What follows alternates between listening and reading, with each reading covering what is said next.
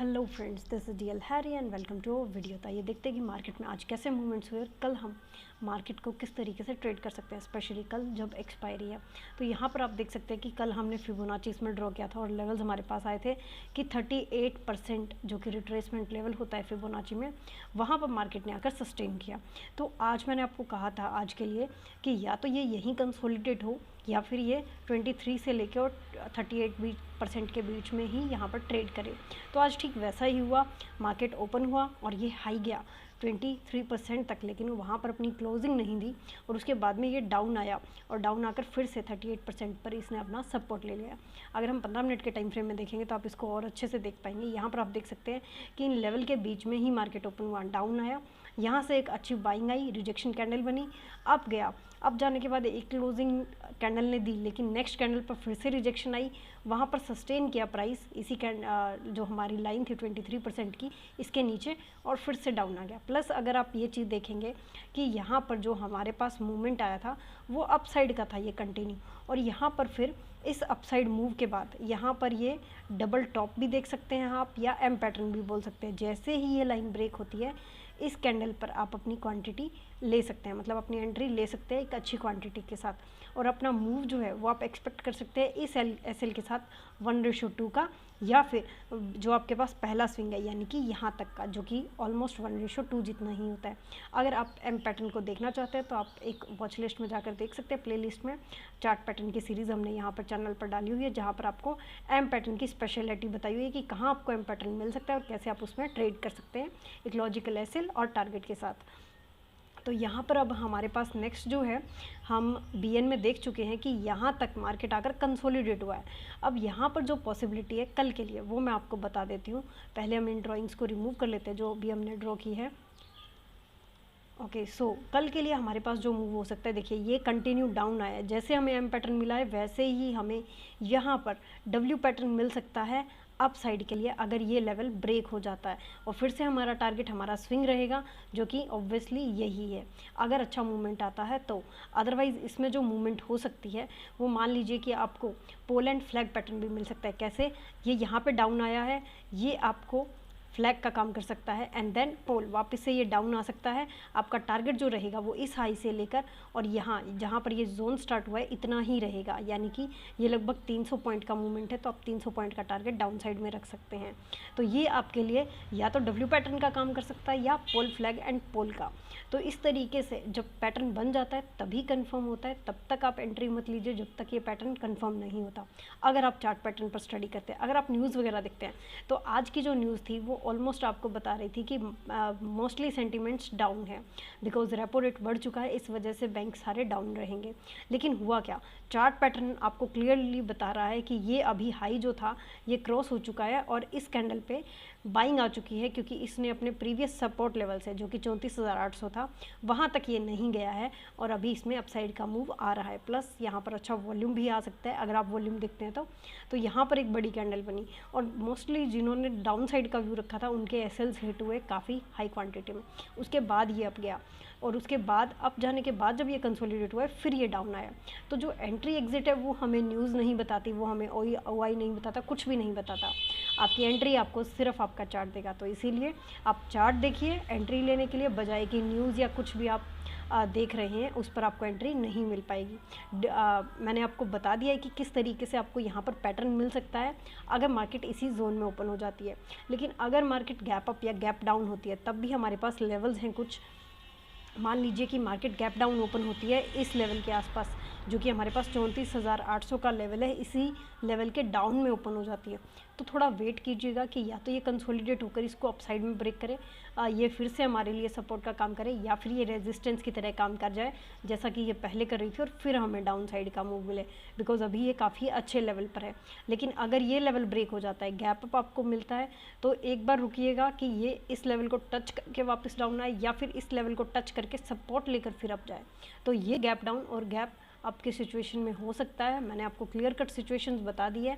Gap up gap down की situation में अगर आपके पास स्पेस है या फिर किसी सपोर्ट रेजिस्टेंस की उम्मीद है तो पहले उन्हें टच हो जाने दीजिए और फिर देखिए कि मार्केट किस तरफ मूव कर रहा है, पहले ही उसमें एंट्री मत लीजिए। नेक्स्ट हम देखते हैं कि निफ्टी में कैसा मूव हुआ है। निफ्टी में आप देख सकते हैं कि जो लाइन सपोर्ट का काम कर रही थी एरिया में, आज वो रेजिस्टेंस का काम किया है और एक डाउन साइड की रेड कैंडल बनी है।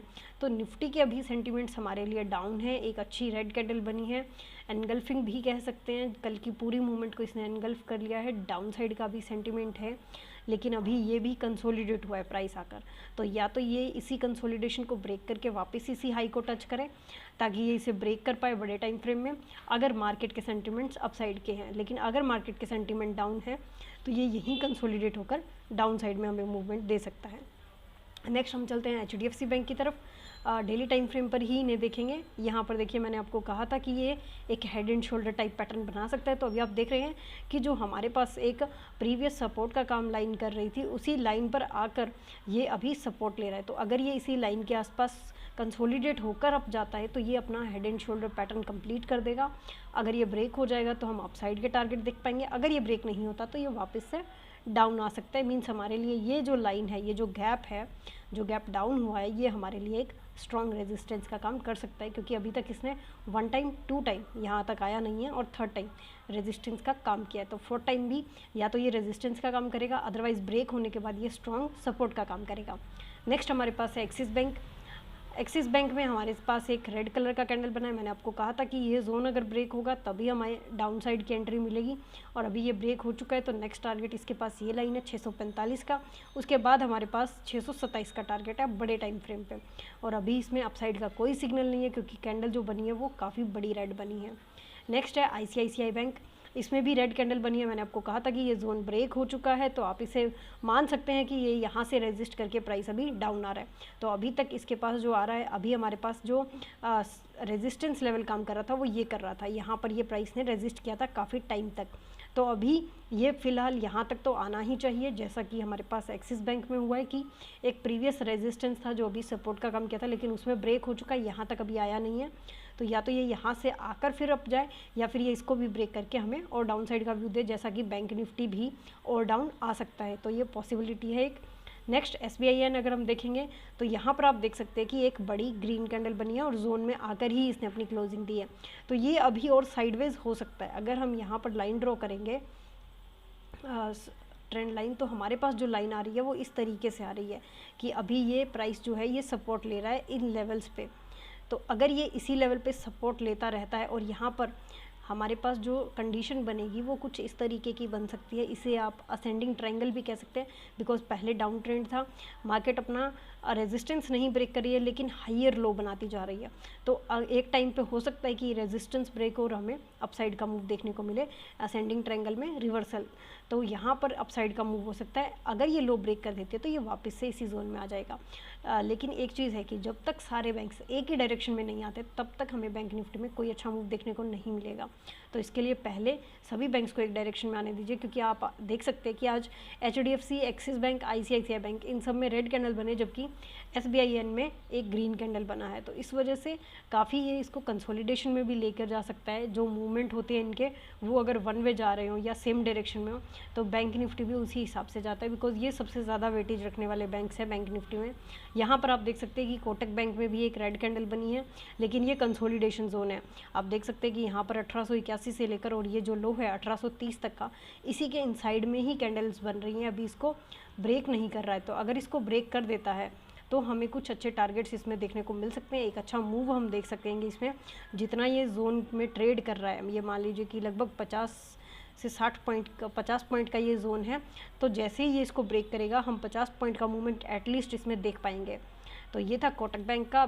बैंक निफ्टी और निफ्टी का मैंने आपको बता दिया है कि अभी जो लेवल्स हमारे पास होंगे उसी के हिसाब से हम इसमें मूवमेंट देख पाएंगे। अभी आपके लिए सिर्फ इतना ही है कि ये 38% पर अभी सपोर्ट ले रहा है। तो या तो ये यहीं कंसोलिडेट हो या 38% को ब्रेक करके हमें 50% तक का टारगेट देखने को मिले, जो कि आप देख सकते हैं 34,500 तक का लेवल है, जो कि साइकोलॉजिकल लेवल भी अपने आप में। तो आज के लिए इतना ही फ्रेंड्स, मिलते हैं नेक्स्ट वीडियो में। Till then thank you and happy trading.